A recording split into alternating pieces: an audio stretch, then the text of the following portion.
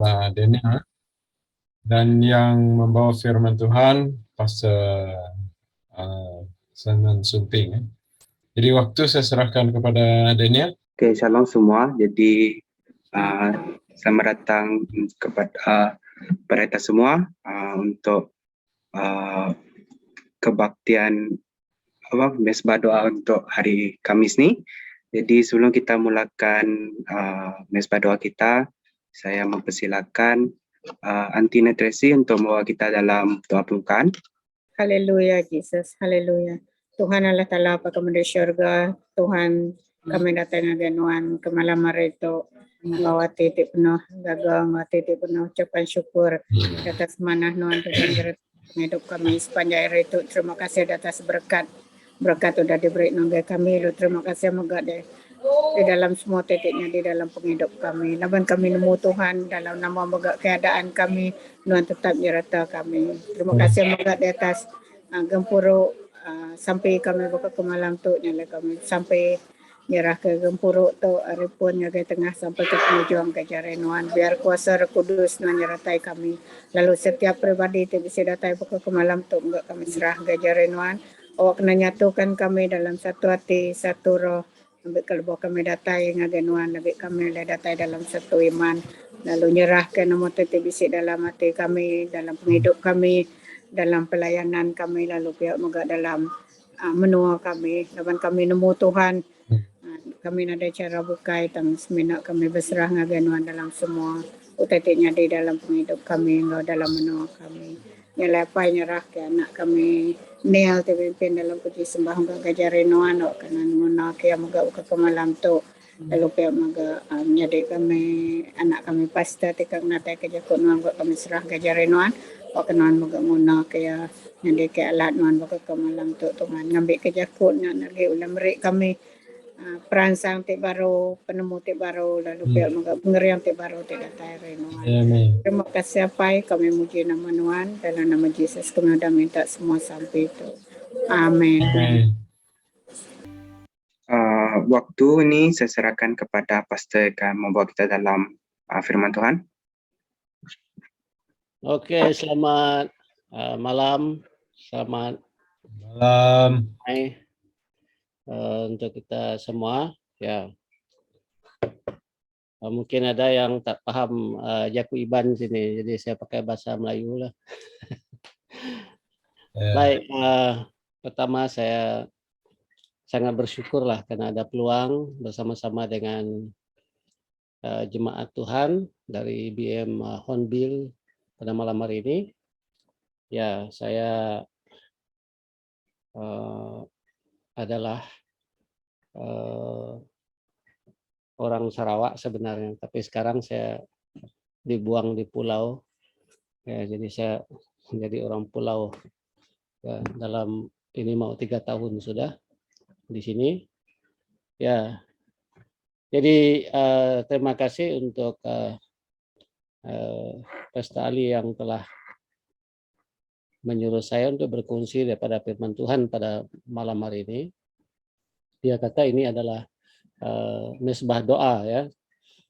Saya tak pasti bagaimana acara yang biasa kamu orang lakukan, tapi dia bagi saya berkhotbah cukup lama. Itulah saya pikir nanti kalau sudah lama saya khotbah tidak ada masa doa.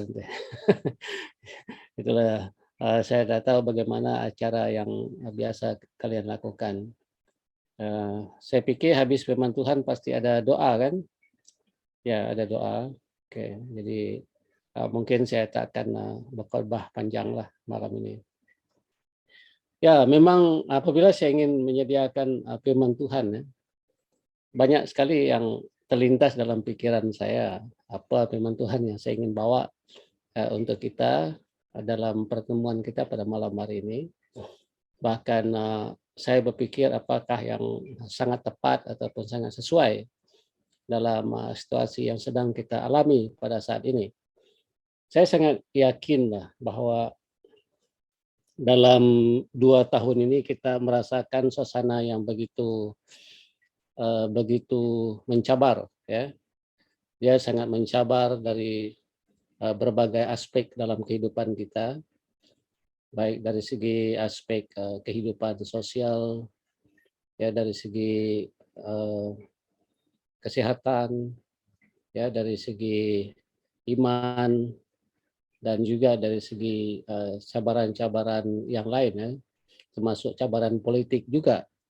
Ya, jadi cabaran-cabaran yang paling besar lah yang melanda bukan hanya di tempat kita, tapi melanda seluruh dunia, yaitu pandemik, ya, COVID-19.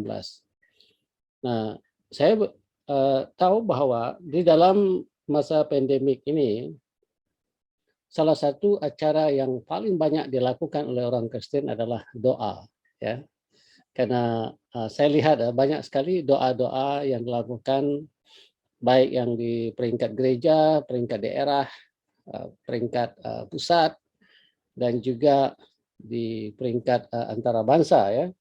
Jadi banyak sekali doa-doa, dan saya lihat di dalam grup WhatsApp selalu menerima link ataupun pautan untuk menghadiri doa ini, ya, berkaitan dengan situasi yang melanda dunia. Ya, bahkan kita lihat banyak juga selain daripada doa, banyak juga nubuatan-nubuatan yang kita dengar, berkaitan dengan situasi pandemik yang sedang terjadi. Dan ada yang mengatakan, ya, dalam tahun yang lalu ada hamba Tuhan yang mengatakan bahwa pandemik ini akan berakhir pada bulan Maret tahun lepas. Ini salah satu nubuatan daripada seorang hamba Tuhan yang cukup terkenal. Dia kata 29 bulan Maret, kalau tidak silap saya, dia kata pandemik ini akan berhenti. Tetapi realiti dia sampai sekarang belum lagi berhenti, ya. Dan ada juga hamba Tuhan yang menyampaikan satu message mengatakan bahwa orang-orang Kristen yang memiliki karunia-karunia tertentu tidak akan kena jangkitan COVID-19. Bahkan ada juga yang lebih ekstrim lagi mengatakan kalau kita kuat dalam iman, ya, kita tidak akan kena virus ini. Ya, tapi kita lihat di Malaysia orang yang pertama meninggal kena COVID adalah hamba Tuhan, ya. Kalau kita ingat seorang hamba Tuhan dari Kuching, ya. Dia adalah orang Malaysia yang pertama meninggal kena COVID. Jadi akhirnya kita berpikir apa sebenarnya yang terjadi. Dan juga setelah kita melakukan banyak sekali doa, ya, setelah kita melakukan banyak sekali ibadah, dan bahkan ada yang berpuasa untuk pandemik ini supaya dihentikan dan supaya tidak terus-menerus melanda dunia. Tapi ternyata sampai hari ini, ya, tidak berhenti-berhenti, ya. Kalau kita lihat statistik, ya, secara global, ya, dulu saya tidak pernah pikir bahwa pandemik ini akan mencapai jutaan orang yang akan terjangkit. Tidak pernah terlintas dalam pikiran. Bahkan apabila ada saintis mengatakan, saintis dari Australia mengatakan, meramalkan bahwa akan ada jutaan orang akan meninggal, bagi saya seperti tidak masuk akal, ya, tidak masuk akal, dan sulit sangat saya percaya, ya, karena belum pernah melihat kejadiannya seperti ini. Tapi pada hari ini benda ini bukan suatu yang diragukan lagi, ya, apa yang mereka ramalkan, apa yang mereka katakan itu terjadi. Bahkan di seluruh dunia sampai hari ini saya lihat statistik hampir 260 juta orang sudah dijangkit oleh COVID-19 ini, ya. Hampir 6 juta yang sudah meninggal, ya. Jadi ini, ya, keraguan saya dulu sekarang menjadi satu keyakinan bahwa betul-betul itu terjadi, sehingga akhirnya kita lihat ramalan para saintis itu tidak diragukan lagi. Dan kita lihat jumlah ini ataupun statistik ini bukan semakin menurun, malah kita lihat semakin menjadi-jadi ya. Di dunia barat sekarang makin memuncak lagi virus ini karena ada orang-orang yang tidak mau kena vaksin ya, dengan berbagai macam teori ya, sehingga akhirnya kita lihat sangat susah untuk kita memutuskan rangkaian COVID-19 ini ya. Bahkan di negara kita ya, kita lihat walaupun hampir semua orang kena vaksin dos yang kedua, tapi kita lihat belum lagi pupus kata orang ya. Jadi akhirnya kita bertanya, di manakah letak kesalahan ini? Kita sudah berdoa, kita sudah berpuasa dengan cukup iman kita ya, tetapi realiti dia benda ini terus menerus. Nah, akhirnya mungkin ya kita lihat mungkin ada orang yang putus asa dalam keadaan yang seperti ini. Ya, mungkin ada orang mengatakan bahwa apalah gunanya kita berdoa lagi? Kita berdoa pun sepertinya Tuhan tidak dengar doa kita. Ya, bahkan mungkin ada orang bertanya, di manakah Tuhan sekarang ini? Kenapa dia begitu berdiam diri? Ya, bahkan mungkin ada orang yang sudah mulai tawar hati dan mulai kehilangan keyakinan kepada Tuhan, ataupun bahkan mungkin mulai ada yang mengutuk ya, tidak guna percaya dengan Tuhan dan sebagainya. Nah, ini satu realiti, apa yang saya katakan ini memang kenyataan yang terjadi ya. Bagi sebagian orang, apa yang sedang dihadapi pada saat ini membawa orang itu lebih dekat kepada Tuhan, tapi untuk sebagian orang dia membuat dia lebih jauh daripada Tuhan. Ini realita keadaan manusia dalam dunia ini. Nah, jadi pertanyaan seperti yang saya katakan tadi, orang bertanya di manakah letak kesalahannya, ya? Apakah salah doa kita? Apakah Tuhan tidak mau dengar doa kita? Dan bahkan ada orang bertanya, apalah dosa kita sehingga benda ini terus-menerus terjadi seperti ini? Ya, tapi kita lihat bahwa firman Tuhan tetap mengajar kita ya. Firman Tuhan tetap mengajar kita untuk berdoa senantiasa. Ya. Jadi berdoa senantiasa itu merupakan himbauan dalam firman Tuhan ya. Dan kalau Tuhan menyuruh kita untuk berdoa, berarti Dia akan menjawab doa kita. Tetapi kita berdoa dan berdoa, tapi sepertinya Tuhan mendiamkan diri, seperti yang Tuhan tidak menjawab doa kita. Nah, itu sekali lagi saya katakan di mana letak kesalahannya ya. Jadi ini merupakan satu pertanyaan. Saya tidak pasti apakah ada di antara kita di sini yang memikirkan benda ini ya. Semakin kita berdoa, semakin dia menjadi-jadi. Bahkan menjangkit ahli keluarga kita, bahkan ada juga ahli keluarga kita yang meninggal. Ya, di kampung saya sendiri ya, hampir satu kampung kena dulu ya, dan ada yang meninggal. Nah, itu sangat menyedihkan ya, situasi yang seperti itu. Baik, kalau kita lihat daripada firman Tuhan ya, mungkin firman Tuhan yang saya ingin kongsikan pada malam hari ini mungkin memberikan jawaban kepada kita tentang pertanyaan-pertanyaan ataupun persoalan-persoalan yang kita selalu pikirkan ya. Pertama saya ingin membawa kita untuk melihat bagaimana kejadian yang menimpa manusia. Jadi kita boleh melihat ya, dalam Kejadian pasal yang ketiga, ya saya tidak perlu ceritakan, saya hanya nyatakan daripada pasal yang ketiga setelah kejatuhan manusia itu, kita lihat bahwa Tuhan memberikan, boleh dikatakan hukuman, okay? Tuhan memberikan hukuman baik kepada si ular yang menguji maupun kepada manusia yang diuji. Ya, kepada ular yang menguji dihukum juga, dia akan merayap dan dia akan makan debu, abu, dan itu bagian daripada kutukan terhadap ular yang menguji. Kepada manusia yang diuji, ya kita lihat kepada Hawa, ya, dia akan sakit bersalin dan dengan begitu menderita.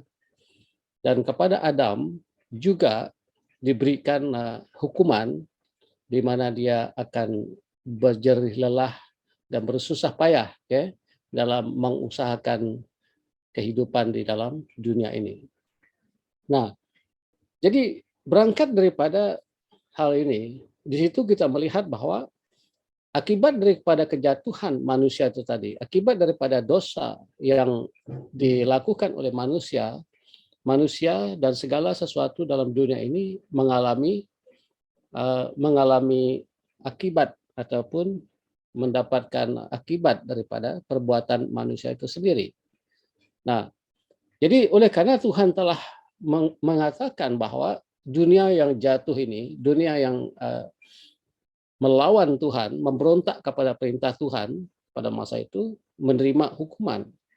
Dan salah satu daripada hukuman yang dikatakan oleh Tuhan, oleh karena mereka tidak taat, Tuhan mengatakan mereka akan mati, ya. Mereka akan mati. Nah, oleh sebab itu Tuhan mengusir mereka daripada Taman Eden karena Tuhan mau karena Tuhan tidak mau mereka akhirnya makan buah daripada pohon kehidupan hingga mereka tidak akan mati. Nah, sebab itu Adam dan Hawa diusir daripada Taman Eden dan mereka akan mati. Nah, jadi di sini kita melihat letak persoalan yang paling besar. Saya lihat ya apa yang terjadi dalam dunia ini, ya dia terletak pada kejatuhan manusia itu sendiri. Dia terletak pada kejatuhan manusia itu sendiri. Nah, kejatuhan manusia itu adalah kejatuhan yang bukan kejatuhan yang biasa kalau kita perhatikan. Itu merupakan kejatuhan karena pemberontakan kepada perintah Tuhan ataupun perintah Allah. Tuhan mengatakan jangan makan daripada pohon ini, pengetahuan dan pohon pengetahuan tentang yang baik dan yang jahat. Yang lain semua boleh kau makan, tapi ini jangan. Tapi itu dilanggar. Kita dapat ya, sebagai orang tua kita yang mempunyai anak, kita paham apabila kita memberikan larangan pada anak kita dan dia melakukan pelanggaran. Sebagai manusia kita akan marah, ya. Jadi akibatnya anak itu mendapat hukuman dari kita. Nah, dalam konteks ini kita lihat bahwa kalau kita melakukan pelanggaran kepada Tuhan, konsekuensi dia ataupun akibat dia itu sangat luar biasa. Nah, akibat daripada kejatuhan Adam dan Hawa ini, dia telah mengakibatkan, bahkan mengatakan kalau dalam Roma pasal 3 ayat 23 mengatakan semua manusia telah berdosa dan kehilangan kemuliaan Allah. Jadi akibat daripada kejatuhan manusia yang pertama. Nah, berangkat daripada ini kita melihat bahwa akibat daripada dosa itu tadi, hukuman Allah datang kepada manusia. Ya.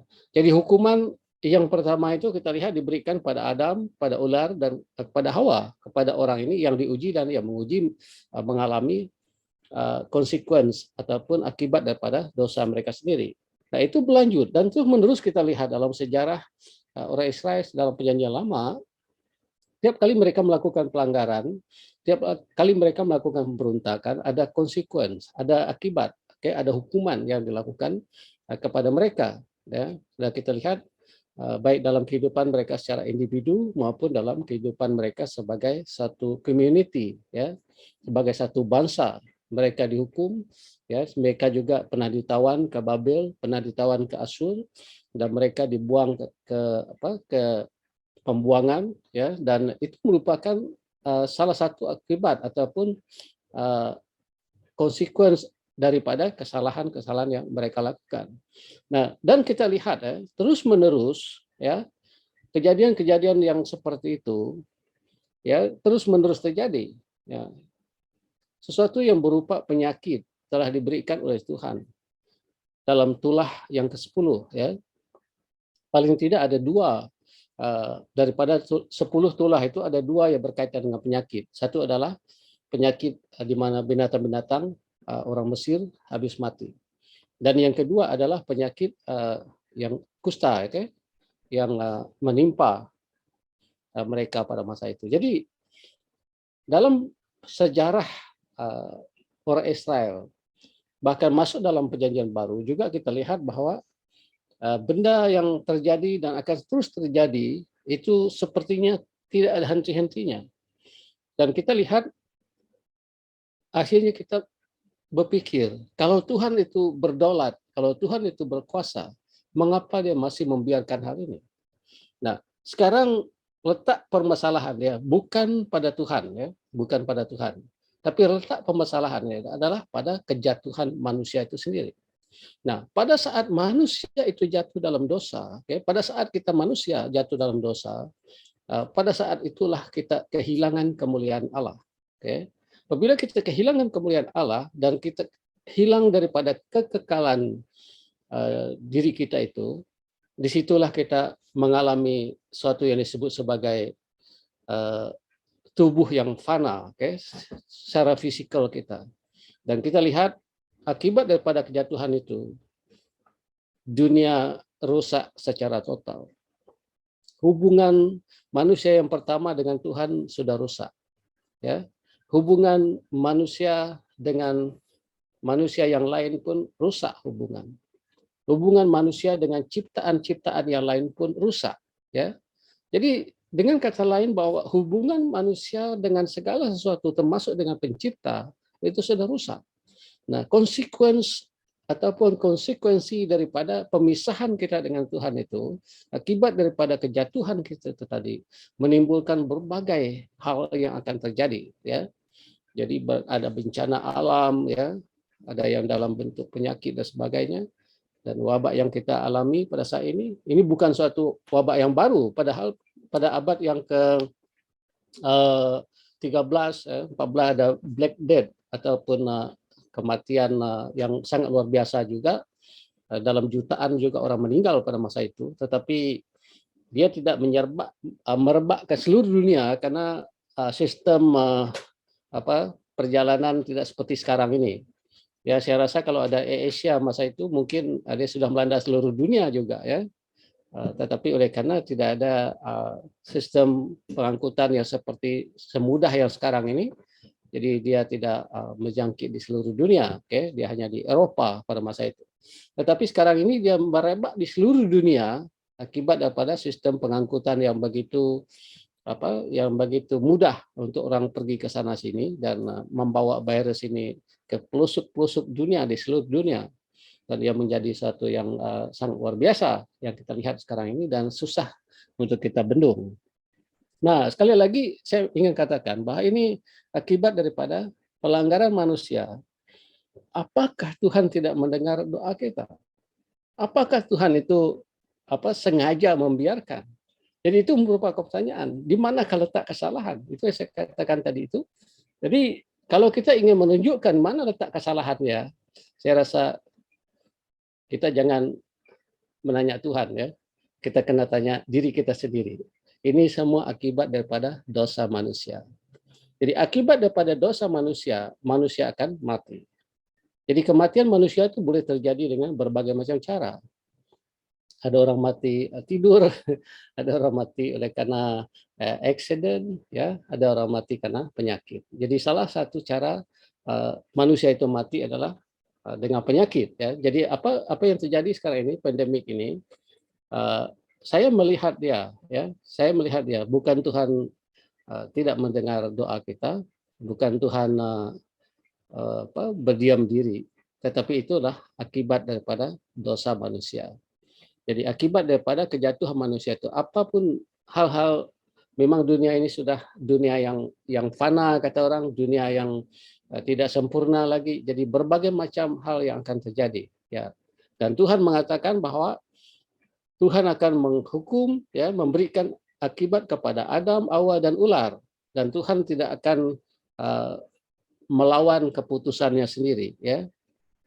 Tuhan tidak akan melawan keputusannya. Dia sudah berjanji dia akan memberikan akibat daripada semua itu, dan itu akan berlangsung terus. Nah, oleh sebab itu kita lihat kejatuhan Adam dan Hawa itu adalah kejatuhan manusia yang pertama. Artinya bahwa ini bukan hanya terjadi dalam dunia Kristen. Bahkan pada masa Adam dan Hawa itu belum ada kekristenan, ya. Belum ada kekristenan, belum ada apa-apa agama. Artinya bahwa inilah manusia. Jadi semua manusia terikat dengan hukum alam itu, ya, diberikan oleh Tuhan itu.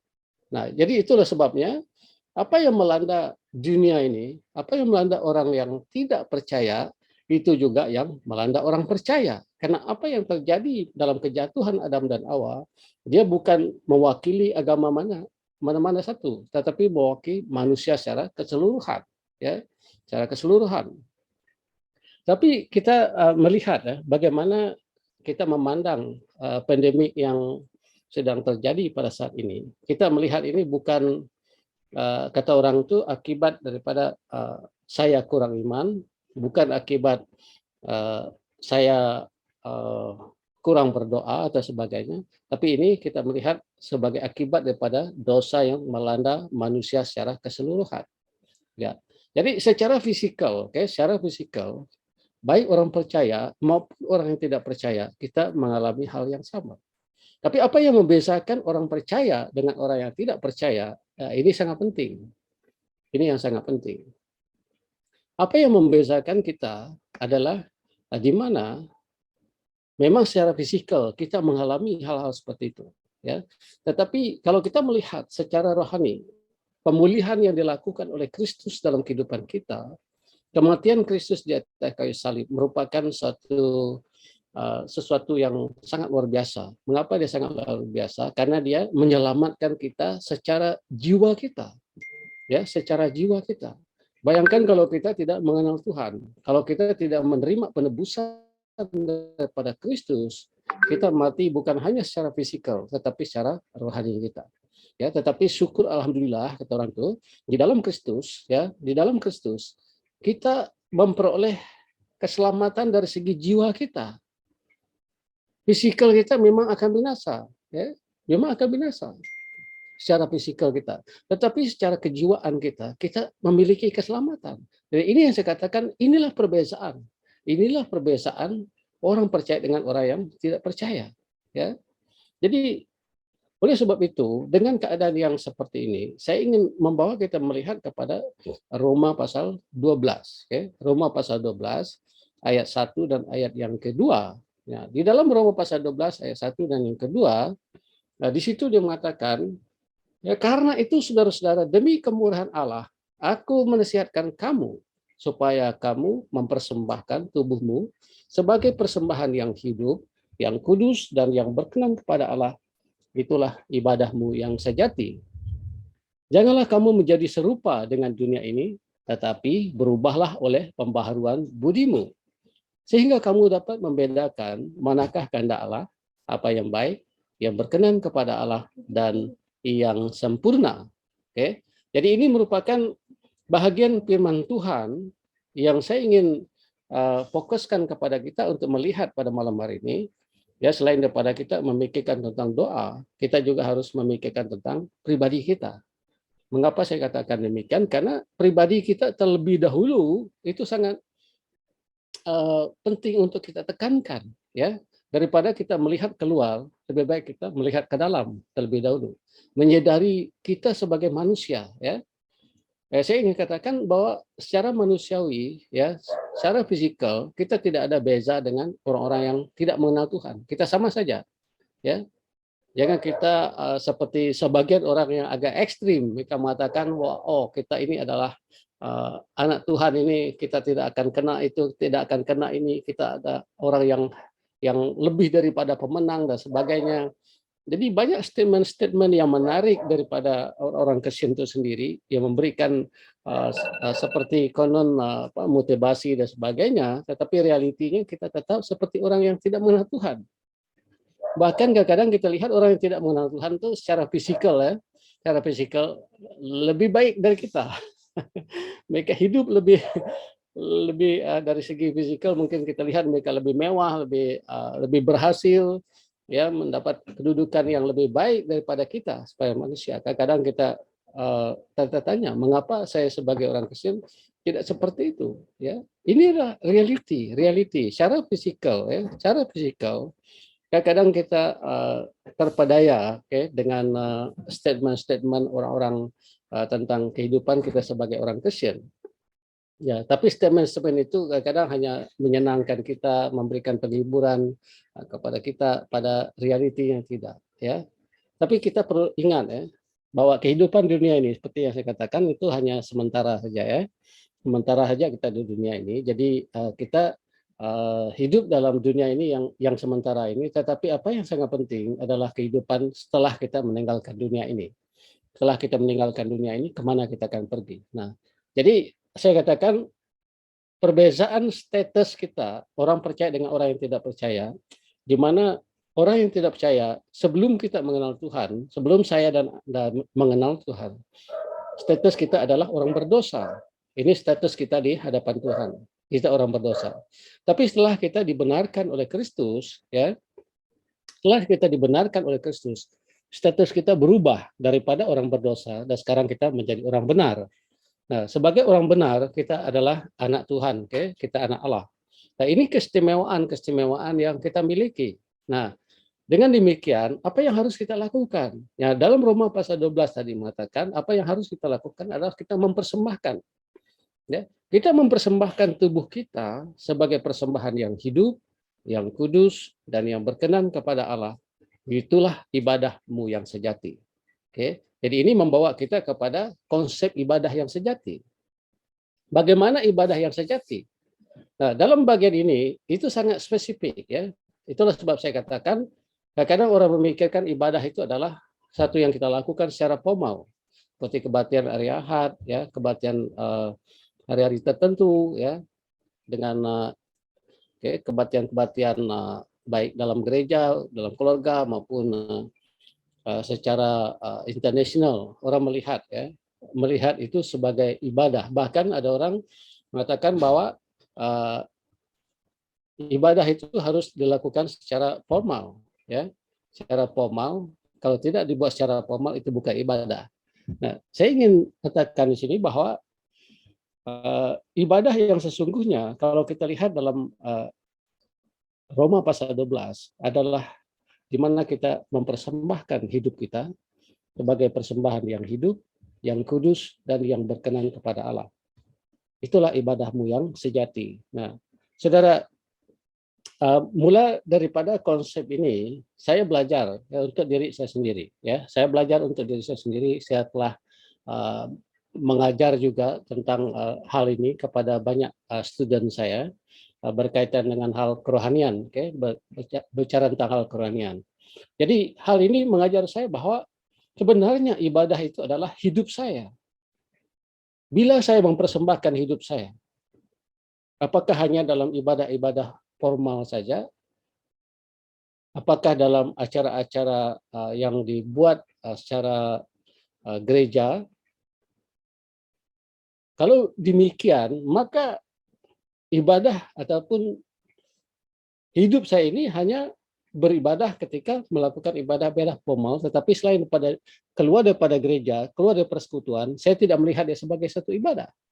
Nah, tetapi dalam bagian firman Tuhan ini mengatakan bahwa ibadah yang sesungguhnya adalah di mana kita mempersembahkan hidup kita, ya, sebagai persembahan yang hidup, yang kudus, dan yang berkenan kepada Allah. Dan itulah ibadahmu yang sejati. Ini artinya bahwa bila kita mempersembahkan hidup kita, bagi saya, setiap detik itu adalah saya harus mempersembahkan hidup saya kepada Tuhan. Setiap saat dalam hidup kita adalah hidup yang dipersembahkan. Tuhan tidak mau persembahan yang hanya seminggu 2 kali atau seminggu 3 kali, ya, ataupun sebulan beberapa kali, ya. Tapi kita mau bahwa kehidupan ini adalah kehidupan yang beribadah. Dengan melihat konsep ini, akhirnya saya berpikir bahwa setiap detik dalam hidup saya adalah ibadah saya kepada Tuhan. Ya. Jadi konsep ini nanti kamu akan lihat ya, apabila kita memiliki konsep ibadah yang sejati ini, dan akan sangat mudah untuk kamu melakukan hal-hal yang lain berkaitan dengan kehidupan kerohanian kita sebagai orang percaya. Nah, apabila kita melihat hidup kita ini sebagai satu ibadah, okay? Jadi apabila kita melakukan sesuatu, kita melakukan dia sebagai ibadah kita. Okay? Contoh seorang guru, dia mengajar di sekolah. Kalau dia melihat dia mengajar itu sebagai ibadah dia akan melakukan itu dengan penuh pengabdian. Kalau dia melihat itu sebagai kerja, tempat dia mendapatkan nafkah hidup, dia akan melakukan itu sebagai tanggung jawab. Dilepas daripada tanggung jawab itu, lepaslah begitu.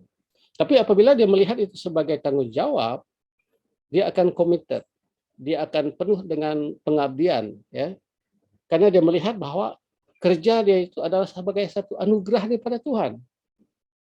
Ya, tugas dia sebagai guru itu bukan hanya kebetulan, tetapi itu merupakan anugerah daripada Tuhan, dan itu adalah panggilan daripada Tuhan, dan dia akan mengabdi di dalam itu, dan dia akan melihat itu sebagai ibadah dia kepada Tuhan. Ya, jadi dengan penuh pengabdian dia akan melakukan itu dengan kesungguhan hati, dengan penuh komitmen. Jadi dia dapat mengabdi sepenuhnya di dalam tugas dia sebagai seorang guru. Ya, saya beberapa kali disuruh membawa firman Tuhan pada hari guru di Sarawak. Kurangnya ada 3 kali ya. Salah satu tema yang diberikan pada saya dulu adalah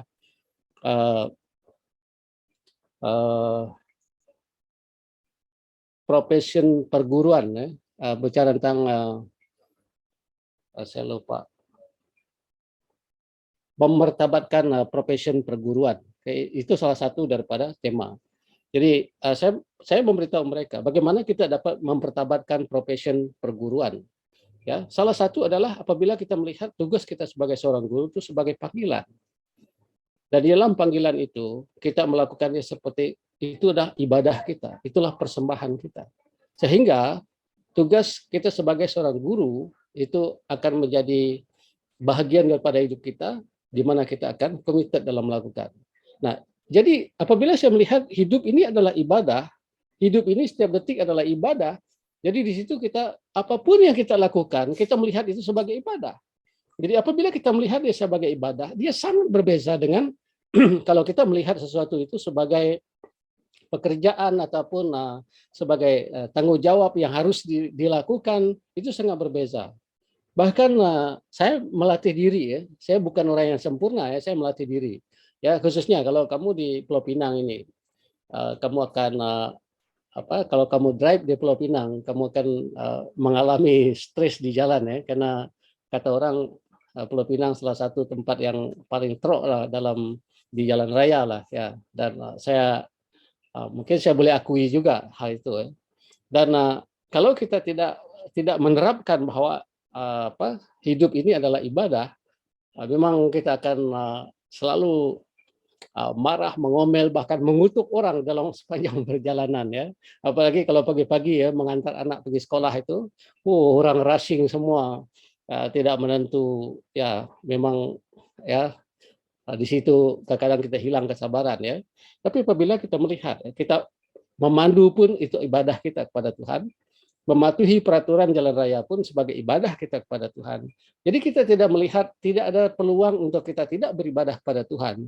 Jadi disitulah kita dapat membebaskan daripada melakukan sesuatu yang suatu pelanggaran, ya. Ya, saya katakan tadi bukan saya sudah sempurna, tidak, tapi konsep ini sudah menjadi bagian daripada hidup saya, dan itu membantu saya, membantu saya. Saya boleh katakan boleh mengurangkan saya daripada melakukan pelanggaran-pelanggaran tertentu dalam hidup saya, ya. Dulu, kalau kita lihat kalau kita parking lah di tempat-tempat yang susah cari parking, ya, contohnya masa kami di Miri, ya. Yang penting ada kosong, kita parking saja di situ, ya, parking saja. Yang penting ada kosong, walaupun bukan tempat parking, bahkan ada simbol tak boleh parking di situ pun kita parking juga karena kita terburu dan sebagainya. Tapi apabila kita melihat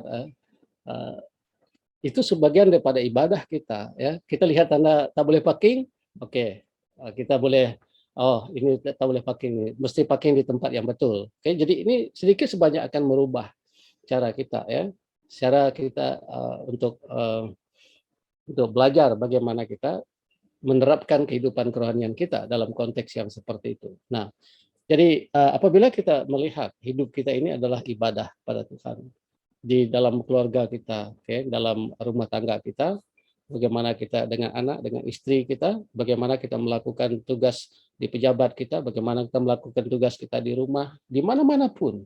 Ini sangat membantu, ya, sangat membantu, ya. konsep ini memang cukup membantu saya sendiri, saya pribadi ya, bagaimana saya menjalankan. Bahkan tidak ada ruang dan tidak ada peluang untuk kita dapat melakukan dosa. Saya ingin katakan, kalau kita melihat bahwa kemanapun kita pergi, dimanapun kita berada, kita melihat hidup kita ini harus dipersembahkan sebagai persembahan yang hidup, kudus, dan berkenan kepada Allah, dan kita melihat hidup kita ini sebagai ibadah kita kepada Tuhan. Disitulah tidak ada ruang, tidak ada peluang untuk kita memberi diri kepada iblis ataupun kuasa-kuasa yang jahat.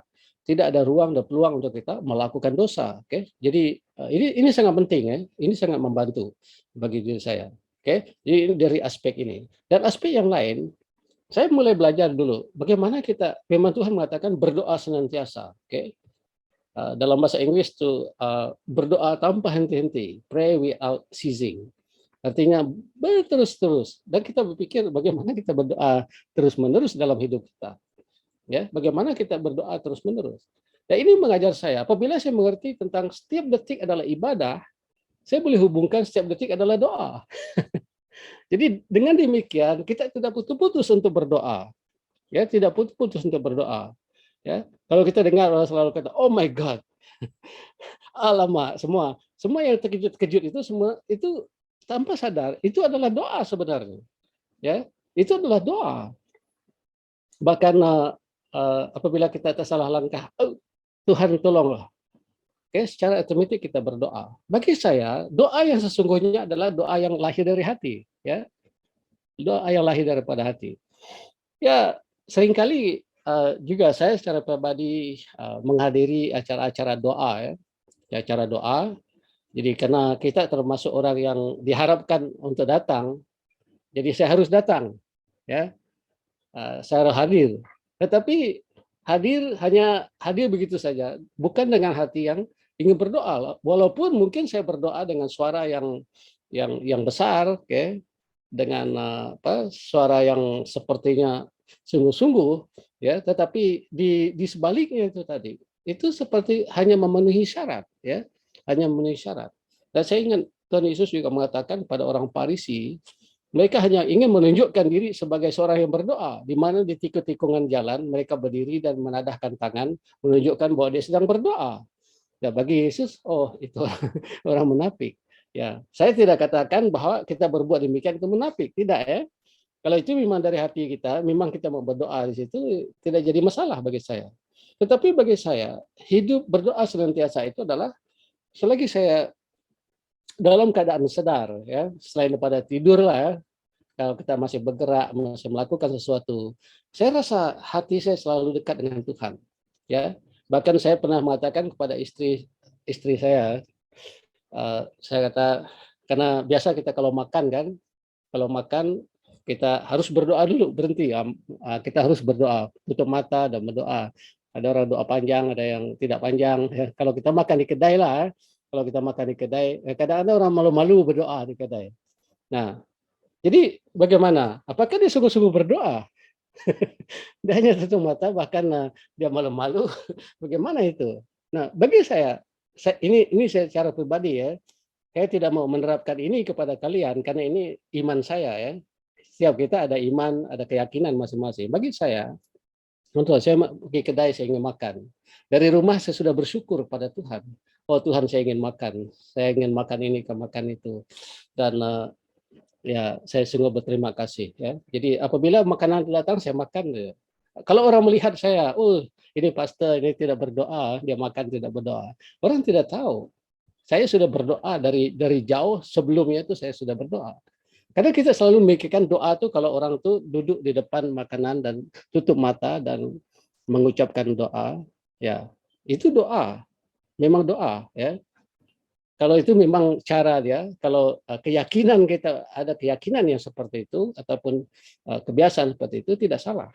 Jadi saya tidak mengatakan salah. Yang penting itu dari hati, ya.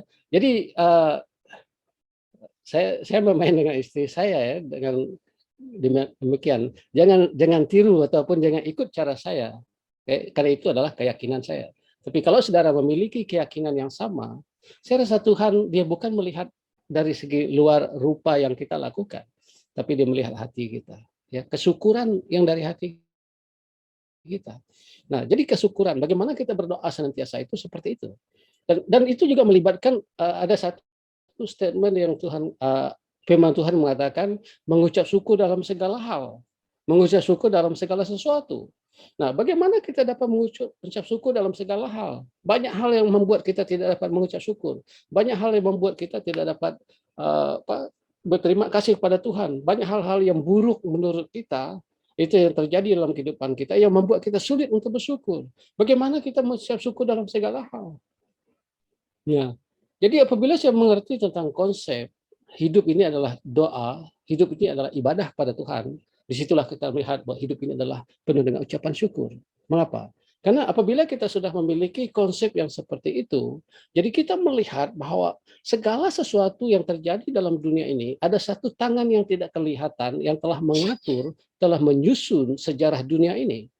Ya, kalau kita lihat daripada kejadian sampai kepada saat sekarang ini, kita lihat bagaimana dunia ini telah diatur, diarahkan oleh satu tangan yang tidak kelihatan, saya katakan, satu tangan yang maha kuasa. Jadi baik buruk apa yang terjadi dalam dunia, saya menyadari yang baik itu memang berkat yang begitu indah daripada Tuhan, bahkan yang buruk saya lihat juga suatu yang indah daripada Tuhan. Mengapa?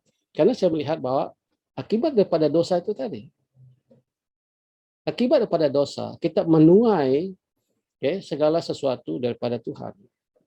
Tuhan telah memberikan konsekuensi dari kepada Tuhan, kepada manusia itu, dan juga kepada ular itu. Jadi akibat baik buruk dalam sejarah hidup kita, kita lihat disitulah Tuhan mengizinkan. Nah, kalau kita melihat hal ini seperti itu, maka kita akan selalu bersyukur.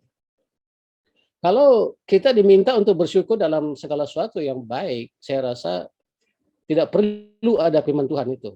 Kenapa? Karena apabila ada sesuatu yang baik, otomatis orang akan bersyukur. Tapi mengapa Tuhan memberikan mengucap syukur dalam segala hal itu? Karena dalam hal yang susah, yang sulit, yang buruk, orang tidak dapat bersyukur, bahkan sangat susah untuk bersyukur. Nah, oleh sebab itu diajarkan supaya kita bersyukur dalam segala sesuatu. Artinya dalam hal yang baik dan dalam hal yang buruk. Ya, jadi kalau kita ingat tentang kisah Ayub, ya, apabila dia suruh oleh istri dia mengutuk Tuhan dan matilah, Ayub katakan pada istri, apakah kita mau menerima yang baik tapi tidak mau menerima yang buruk daripada Tuhan. Jadi dalam hal itu Ayub tidak berbuat dosa. Ya, kita melihat di sini Ayub mengajar kita juga untuk menerima apa yang baik dan apa yang buruk dalam hidup kita.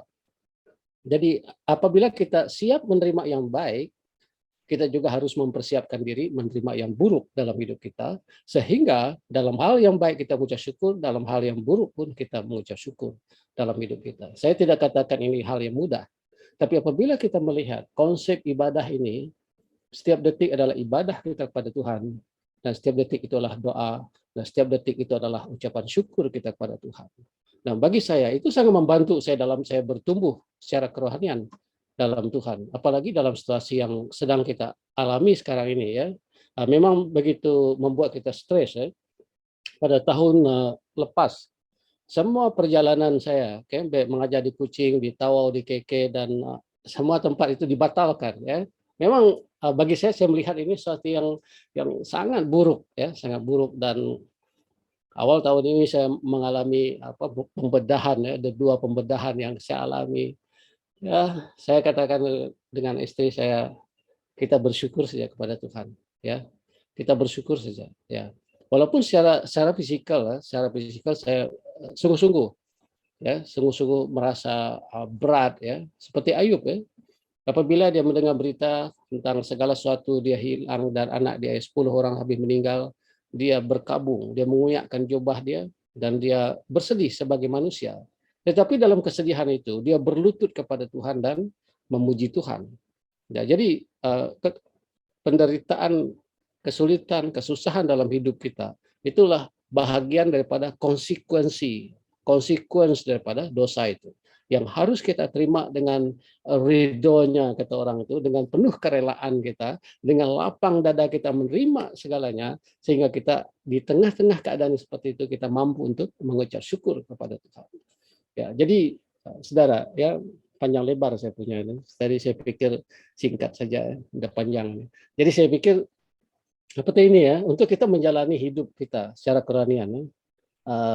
Saya tidak mau memaksakan kamu mengikut apa yang saya lakukan kepada diri saya, tapi bagi saya itulah cara yang paling yang baik untuk saya menjalani kehidupan saya di dalam Tuhan, ya. Karena dalam situasi yang sangat sulit seperti ini, apa yang cenderung muncul yang keluar daripada pikiran dan hati kita adalah menyalahkan Tuhan lah, menyalahkan keadaan lah, menyalahkan sesuatu. Susah untuk kita berdoa, susah untuk kita bersyukur, dan susah untuk kita beribadah secara pribadi kepada Tuhan. Tapi dengan konsep ini, saya belajar bagaimana saya sendiri dapat terus bertumbuh di tengah badai seperti ini, karena saya melihat hidup saya ini adalah ibadah kepada Tuhan, dan hidup saya adalah penuh dengan ucapan syukur, dan hidup saya ini adalah penuh dengan doa. Jadi berdoa senantiasa. Kalau kita berdoa dan berdoa Tuhan tidak mendengar, bukan berarti Tuhan tidak menjawab. Ya, saya ingin katakan ini jawaban Tuhan kepada doa kita ya. Ada 3, kita selalu dengar itu. Yang pertama itu iya, yang kedua itu tidak, dan yang ketiga tunggu dulu. saya gunakan analogi kepada anak saya. Okay? Contoh, anak saya minta, jadi saya mau makan. Secara otomatis saya katakan iya, pergi makan. Tidak tunggu-tunggu, makan saja apa yang ada, ya. Tapi kalau anak saya masih kecil kan, masih bersekolah semua. Kalau tiba-tiba kita katakan, jadi kami mau main itu senapang, ya. Kami mau main senapang, bawa parang. Apa jawaban saya? Saya pasti katakan tidak boleh, ya, tidak boleh, ya. Ataupun yang ketiga itu jawaban saya yang ketiga, kalau seandainya anak saya yang kecil sekarang darjah 5 ya, darjah 5. Kalau dia datang saya, jadi saya mau kawin kata dia. Apa saya katakan? Saya tidak katakan iya, saya tidak katakan tidak, tapi saya katakan tunggu dulu. Ya, jadi jawaban Tuhan itu iya kalau memang itu diperlukan ya. Dan tidak kalau dia lihat bahwa itu akan mencelakakan kita. Dalam Yakobus yang mengatakan Tuhan, kita berdoa tapi kita tidak menerima karena hati kita atau tujuan hasrat kita itu tidak baik, dan itu pasti akan memudaratkan kita sendiri. Itulah sebabnya doa tidak dijawab. Nah, itulah sebab katakan kalau anak saya mau bermain senapang, saya katakan tidak, sama sekali tidak, karena saya tahu itu akibat dia akan buruk kalau apa-apa yang terjadi. Tapi kalau dia minta ya untuk kawin, saya katakan tunggu dulu. Sudah cukup umur nanti dapat kerja, ada duit, kawinlah ya, macam itu. Jadi Tuhan seperti itu. Jadi jangan kita pikir saya minta ini Tuhan kau tidak bagi saya, kau jahat Tuhan, ya. Kita kata dengan Tuhan. Tuhan mungkin Tuhan katakan itu tidak baik untuk kamu. Saya bagi nanti kamu sombong, akhirnya kamu tidak mau menyembah saya. Mungkin itu dia tidak bagi, ataupun dia kata tunggu dulu, belum waktunya, ya. Belum waktunya. Tapi kalau kamu minta sesuatu yang memang kamu perlukan dan Tuhan tahu itu baik untuk kamu, Tuhan akan memberinya. Jadi ingat, 3 jawaban doa Tuhan. Ya, tidak, dan tunggu dulu. Jadi apapun memang Tuhan mendengar, memang Tuhan menjawab. Tapi jawabannya seperti itu. Ya, ya, tidak, ataupun tunggu dulu. Jadi sabar dalam kita berdoa. Seperti yang saya katakan tadi, kita telah berdoa untuk pandemik, sampai hari ini masih juga, dan tidak akan seperti tidak akan berhenti, ya. Apa yang kita harus lakukan? Kita terus berdoa. Tuhan katakan berdoa senantiasa, berdoa. Mungkin Tuhan katakan tunggu dulu, ya, tunggu dulu, kita sabar. Nah, tetapi dalam situasi seperti ini banyak hal yang kita pelajari. Melalui pandemik ini banyak yang kita pelajari. Mungkin disitulah kita menyadari kelemahan kita sebagai manusia. Bahwa manusia itu bukan manusia yang hebat. Banyak orang dalam beberapa ini orang yang mengatakan diri mereka ada super power, mereka adalah seorang yang paling berkuasa dalam bidang itu, bidang ini. Apabila datang pandemik ini, hanya virus yang tidak boleh dilihat dengan mata kasar kita pun, kita tidak sanggup sudah. Kita sudah menyerah. Banyak rencana-rencana negara, rencana-rencana orang terbengkalai oleh karena sesuatu yang paling kecil bahkan tidak dapat dilihat. Ya, sangat luar biasa. Dia telah merubah sistem kerajaan. Dia telah merubah segala perancangan-perancangan kerajaan, perancangan diri kita. Segala sesuatu, manusia direndahkan, manusia ya hancur oleh karena COVID, virus yang tidak kelihatan itu. Disitulah kita melihat betapa tidak berdayanya kita manusia, betapa rapuhnya kita, betapa kecilnya kita dibandingkan dengan virus yang sangat kecil itu. Disitulah kita menyadari, dan akhirnya disitulah kita mulai melihat Tuhan, Engkaulah yang paling berkuasa. Ya, jadi biarlah melalui perkongsian saya pada malam hari memberikan kita semangat, ya. Jangan menjadi patah semangat dengan keadaan situasi yang kita alami. Marilah kita bersemangat dan terus maju dalam iman, dalam doa kita, ya. Jangan henti-henti berdoa, karena kita tahu bahwa Tuhan memiliki rencana. Kita tidak tahu apa rencana Dia, tapi yang jelas bahwa Tuhan berdaulat di atas segala-galanya. Baik. Sampai di sini perkongsian saya, Pak Stari. Terima kasih. Tuhan memberkati kita semua. Amin. Oke, terima kasih Pastor. Sangat baik ya, supaya kita dapat menangkap apa yang dikongsikan kepada kita pada malam ini. Ya, doa adalah sebagai gaya hidup kita, bukan satu upacara hanya 3 kali seminggu ke ataupun 1 kali seminggu. Baik dimanapun kita berada, itu adalah sebagai doa. Ya, masa kita driving ke di jalan raya, waktu kita parking ke, ya, di mana kita tidak dapat boleh parking, jangan parking di sana, sebab itu juga seperti doa juga ya. Seperti membuang sampah juga sama. Oke, dan satu lagi, setiap detik adalah doa kita, ya. Dia seperti nafas, betul ya. Sebab ada orang kata doa seperti nafas. Kalau kita tidak berdoa, ya mungkin semangat kita itu semakin lemah. Dan doa adalah pengucapan syukur kita kepada Tuhan. Apa yang terjadi pada saat ini, ya walaupun kita mengeluh, tetapi tetap bersyukur ya pada Tuhan. Ya, sangat baik. Dan ilustrasi yang disampaikan oleh Pastor tadi sangat baik. Kalau anak minta makan, udah balik dari sekolah, ya makan saja apa yang ada, betul kan? Dan kalau dia orang mau bermain dengan senapang ke parang, no, tidak. Seperti itu ya.